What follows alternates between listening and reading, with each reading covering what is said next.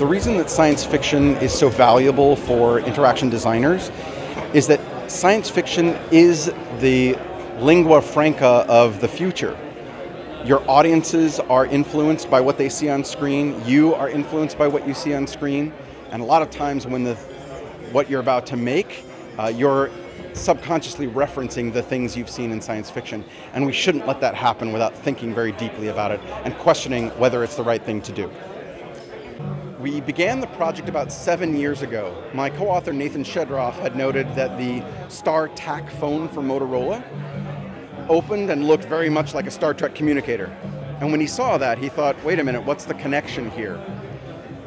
He realized that in 1997, but he and I didn't meet until 2002.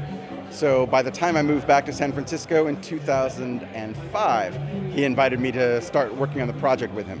So it took us about 3 years to look at all the science fiction and gather up 10,000 images in our database, and another 3 years to write the book and get it published. So all in all, it took about 6 years. So one of the niftiest lessons that we learned in science fiction was when we looked at interfaces that appeared broken and thought about them for just a little bit more, was that sometimes they're actually brilliant. Filmmakers aren't stupid.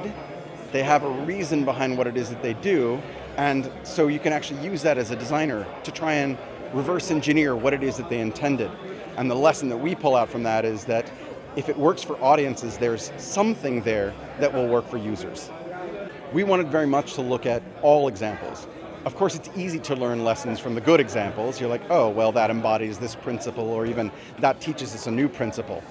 But it is from the bad examples that we have to force ourselves to think harder and think deeper. And that's where the most brilliant ideas from science fiction interfaces come from. One example from science fiction that played itself out in my real world job is if you study the holograms in Star Wars, you notice a difference between the holograms with the Empire and the holograms with the Rebels. In the Empire, they're all scaled very differently. Whoever's the most important is the really big head in the room, and everyone else is smaller. Whereas for the Jedis, they're all the same size, they're all equal. That same thing they did for a narrative trope. They just wanted you to recognize that this is a hierarchy and that they're all equal. That's a democracy.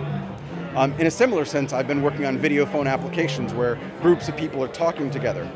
And when that interface is tailored for a financial audience, the CEO may get bigger, maybe the biggest person in the room, or it could just be the speaker. The speaker is the most important person in the conversation.